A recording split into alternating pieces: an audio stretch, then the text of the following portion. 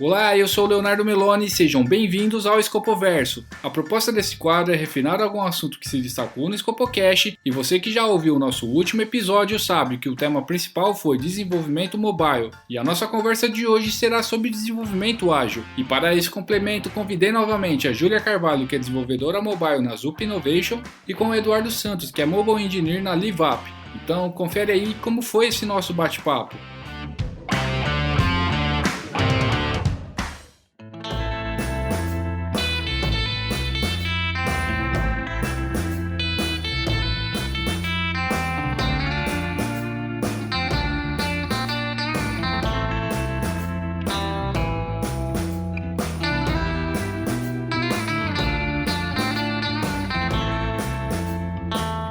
Bom, pessoal, sejam bem-vindos novamente. Júlia.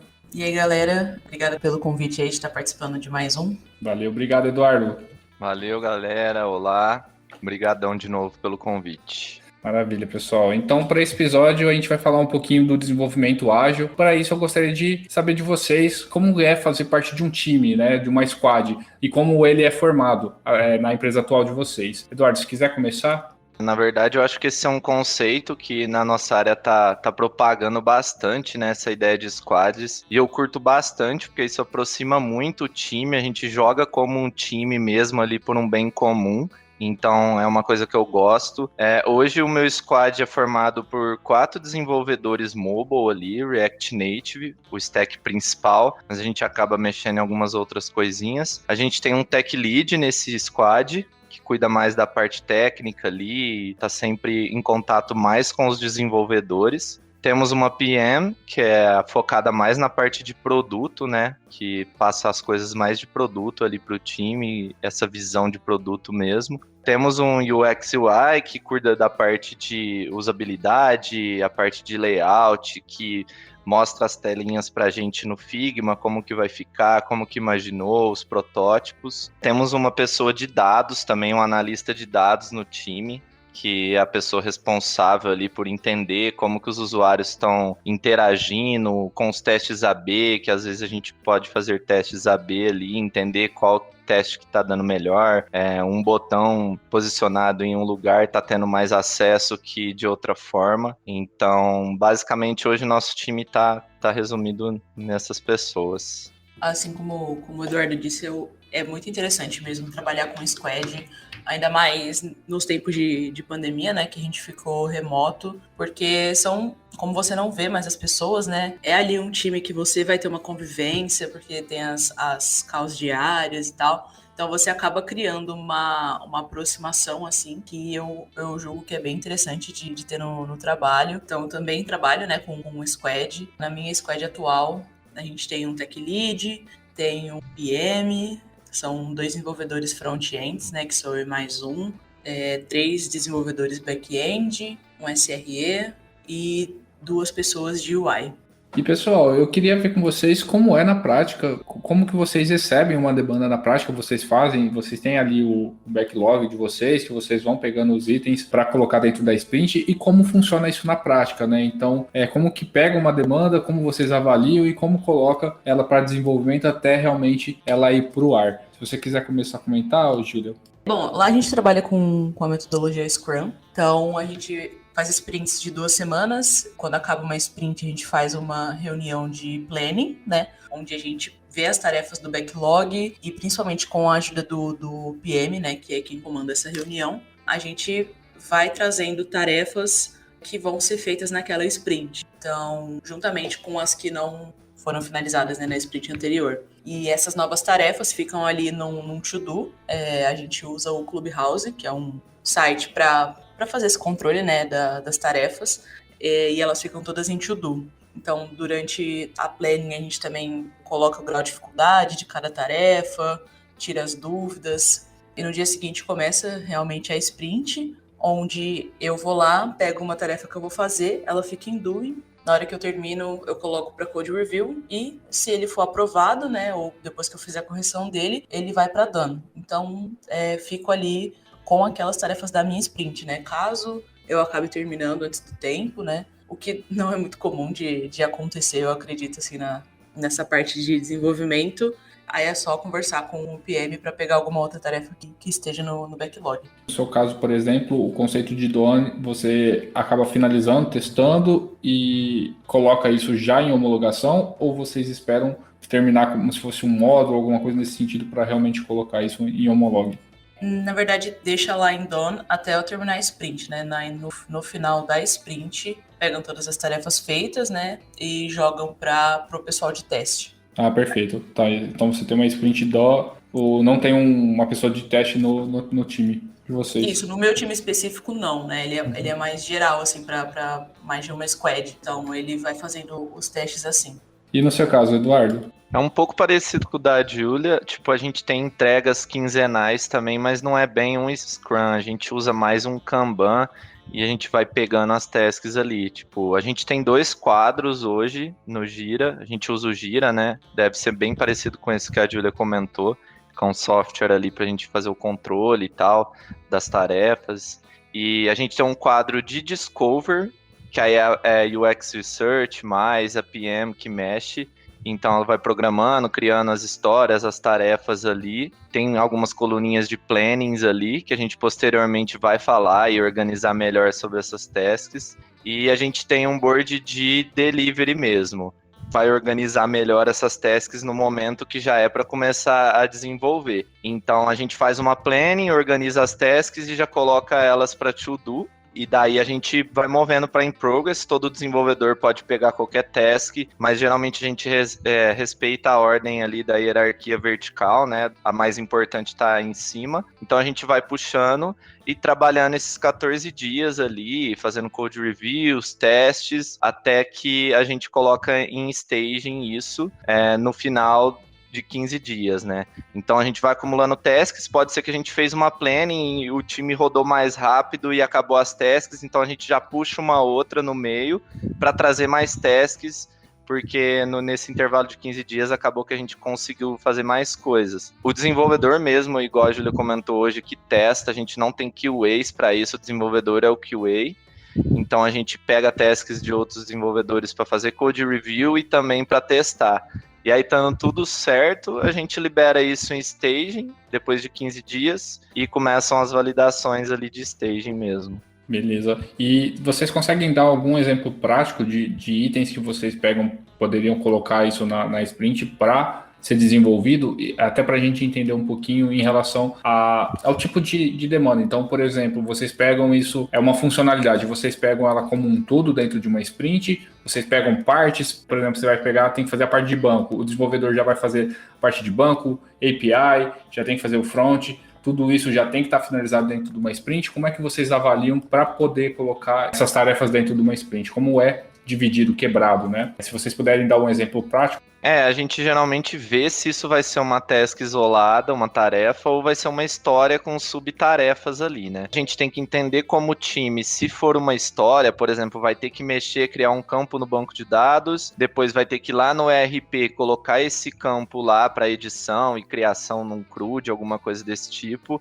Depois a gente ainda pode ter o passo do GraphQL, né, que é do nosso BFF, que é o Backend for Frontend, que é o que a gente vai trazer de dados depois para o app. Então podem ter, por exemplo, aí, uma história que seja uma tela ou um campo novo ali em algum componente do app, que vai depender de mexer no banco de dados, mexer no ERP para o pessoal lá cadastrar e editar, mexer no GraphQL, né, na API para trazer isso na query, e mexer no app. Então a gente pode ter uma história com 4 subtasks e aí a gente como time define, não, eu acho que dá para, por exemplo, 2 desenvolvedores atuarem nessa história, um pega o banco e o ERP, o outro pega a parte do aplicativo e a parte do GraphQL ali da API. Então assim, vai variar muito da feature. Agora tem features que são mais isoladas, aí nem são uma história, assim, aí o desenvolvedor já vai puxando, trabalhando e pode ser mais focada só no app, assim. Não, perfeito. Mas, por exemplo, se você tem, igual você comentou, você tem a história e dentro dessa história tem regras de negócio. Porém, para você fazer uma outra história, ela também depende dessa regra de negócio que foi da primeira. E aí depende de alguns campos que não foram previstos na primeira história. Você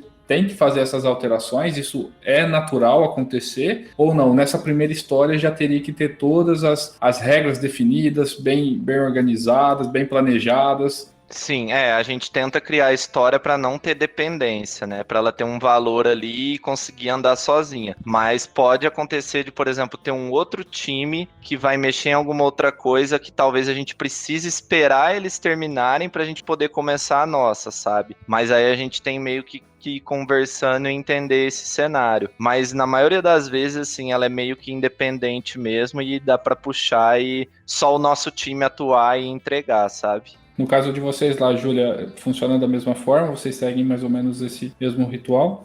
Eu sou a favor, né, de não criar uma task muito grande, assim. Eu acredito que dividir ela é a melhor forma. A gente trabalha mais ou menos parecido ali com o que o Eduardo falou, né?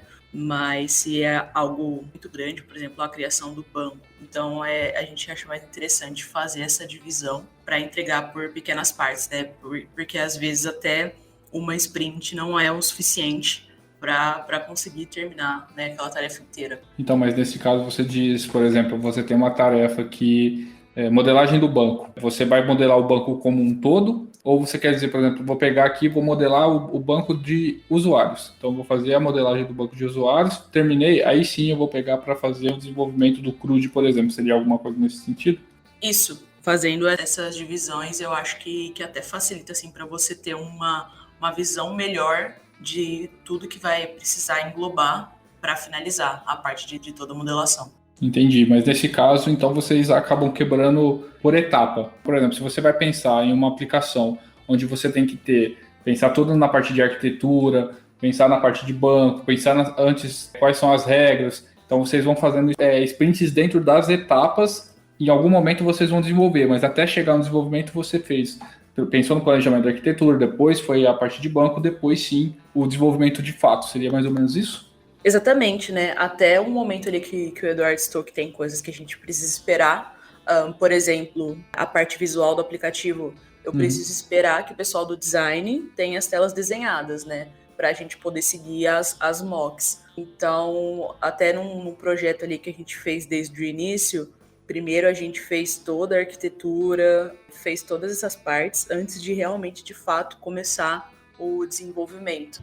Então, a gente avalia o mínimo entregável ali, né? Tipo, o que faz sentido a gente já entregar e, igual a Júlia falou, tentar criar, não criar uma coisa muito grande, uma história muito grande que vai demorar, sei lá, um mês para ser feito, sabe? É óbvio que tem casos que não tem muito o que fazer, mas a gente procura já trazer a funcionalidade. Se for mexer em banco, se for mexer em tudo junto, assim. Não vai focar só em fazer o banco inteiro primeiro, para depois fazer o RP. Na medida do possível, a gente tenta fazer eles juntos, assim, né? Vocês buscam esse conceito de errar rápido para corrigir rápido, até pensando nesse formato que você colocou, isso acaba realmente acontecendo porque você está fazendo o banco já com desenvolvimento de uma funcionalidade específica, mas um sistema como um todo, ele é meio que um organismo vivo ali, né? Então ele pode ter coisas que eles vão se conectando, né? Vão ter ali coisas no banco que tem a comunicação entre eles, né?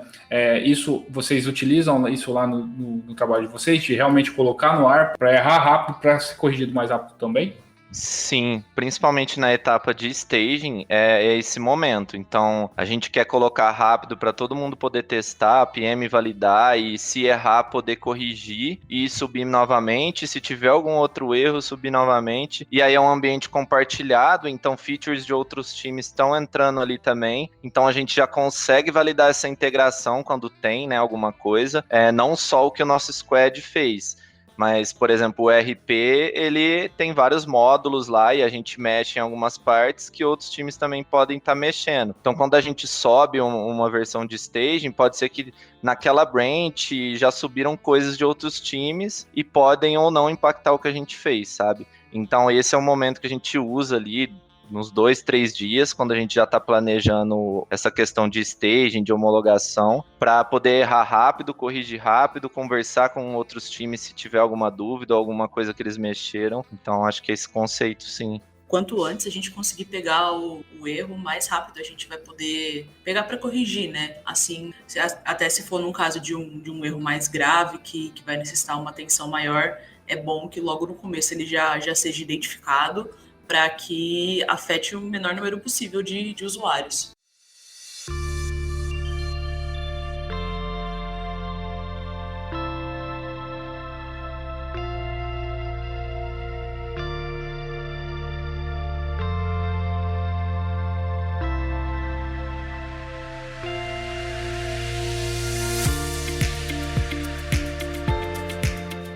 A gente está falando aqui muito da palavra erro, né? É como se fosse ali um bug, alguma coisa nesse sentido, mas pode acontecer também de ter mudanças, né? Então, no momento que você desenvolveu, finalizou a sprint, colocou ali em stage, vocês têm ali uma aprovação, né? Uma avaliação, mas não era, a regra de negócio mudou, ou não era bem aquilo, vendo na prática não era bem aquilo.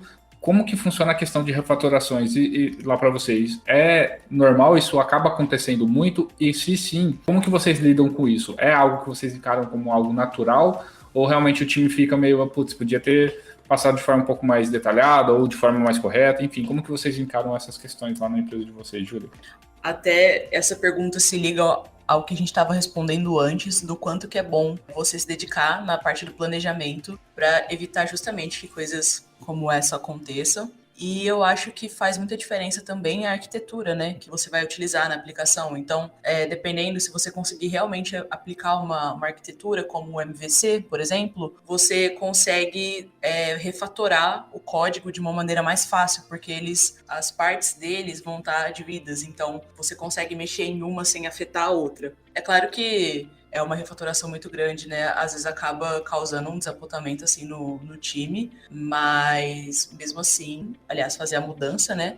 Para continuar dando andamento no projeto.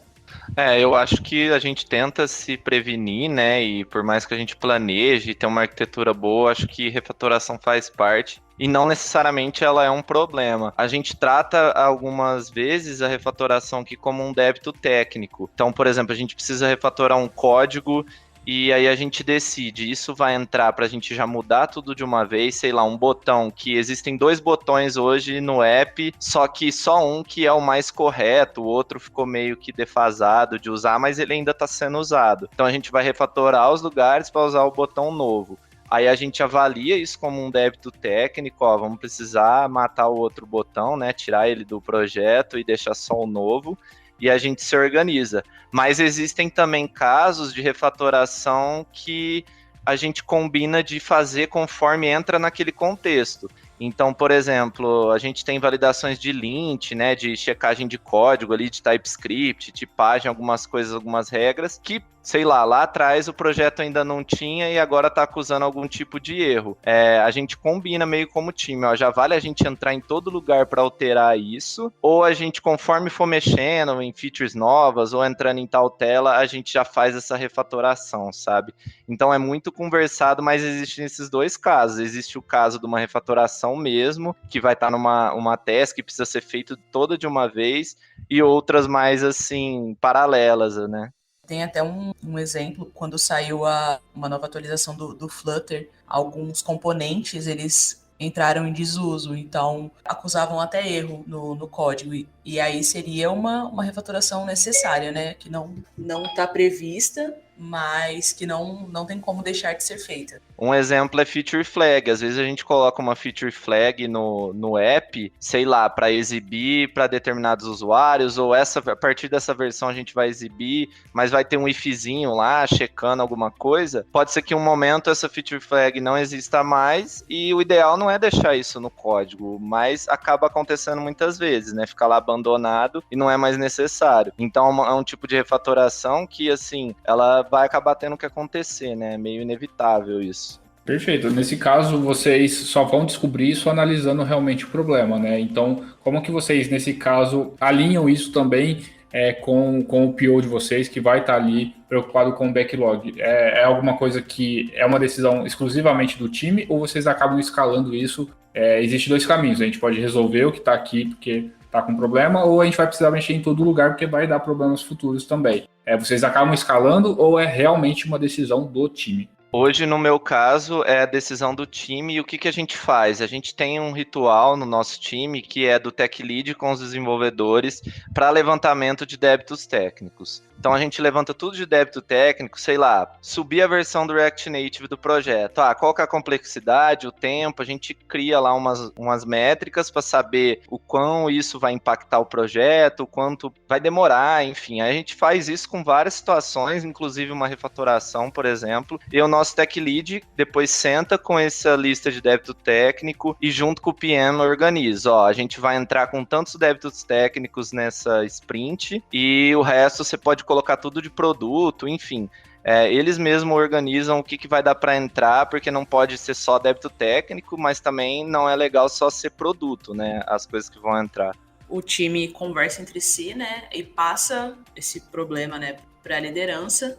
E aí eles veem o melhor momento, né? Se a gente para o que está fazendo para realizar essa correção, ou se ela vai entrar numa próxima sprint, né? Eu acho que vai depender como o Eduardo falou, né? Depende da complexidade, do quanto aquilo vai afetar a aplicação. Vocês comentaram também dessa questão do débito técnico. Vocês, quando estão desenvolvendo, vocês já pensam que aquele item ele pode entrar como um débito técnico porque vocês têm um prazo a ser cumprido, dependendo da necessidade, eu vou fazer dessa forma. Porém, eu já sei que precisa ser refatorado, já faz pensando, já sabendo, né, consciente, e ele entra já como débito técnico automaticamente, entre aspas, aí. Ou não, vocês na hora do desenvolvimento, vocês como time também tentam já achar a melhor solução possível para ter menos refatoração. Vocês comentaram muito da questão do planejamento, mas e na parte técnica, na parte de código mesmo? Vocês também têm essa preocupação? Nesse caso específico, é uma avaliação mais do feeling do desenvolvedor que está colocando a mão ali, né, naquela feature e naquela parte do código. Então, vai muito do feeling dele, o tempo que ele quer desprender para tentar fazer uma solução mais robusta e tal, ou ele já vai pegar e criar um débito técnico. A gente tem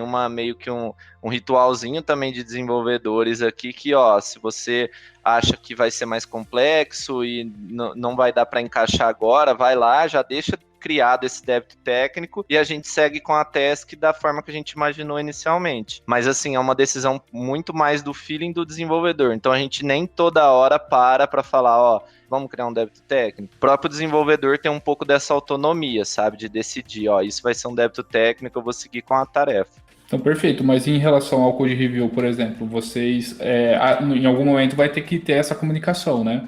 Sim, exato, como desenvolvedores sim, e aí é importante estar no code review, ou a gente tem grupo do Slack, comenta lá, essa task eu vou seguir por esse caminho e já vou lá cadastrar o débito técnico, manda o link do débito técnico, que a gente usa o Notion hoje para documentação aqui, e aí os outros desenvolvedores leem lá, entendem, tiram dúvidas. Mas assim, a gente tem template de PR também para tentar detalhar a solução técnica, explicar gaps. O nosso próprio template de PR, ele já é para meio que cobrir algumas coisas. Então, você já vai detalhar bastante coisa lá e não só, eu fiz isso. E no seu caso lá, Júlia, você também comentou essa questão do planejamento ser muito bem feito, realmente para evitar, mas vocês também têm essa preocupação também com o código? Sim, realmente. Vai do desenvolvedor que está realizando a tarefa ali naquele momento. Eu acredito que essa também é uma das maiores importâncias do code review, porque às vezes você pensou em alguma forma ali que você achava que seria boa, mas quando o outro desenvolvedor vai fazer um code review do que você fez, ele pensa que em longo prazo pode ser que essa maneira que você usou para resolver não seja mais recomendada. Vai do momento ali que a pessoa está fazendo. Pessoal, gostaria de agradecer a participação de vocês aqui nesse episódio do Escopoverso. Foi muito legal a gente ter falado aqui do desenvolvimento ágil, um pouquinho também da experiência de vocês. Obrigado, Júlia, pela participação. Muito obrigada, mais uma vez, pela oportunidade. Achei muito legal fazer essa gravação. É uma ótima maneira também de ganhar novos conhecimentos. Obrigado, Eduardo, pela participação. Obrigadão, gente. Adorei participar do podcast aqui. Quero ir acompanhando os próximos episódios também. Obrigado, pessoal, e até mais. Tchau, tchau.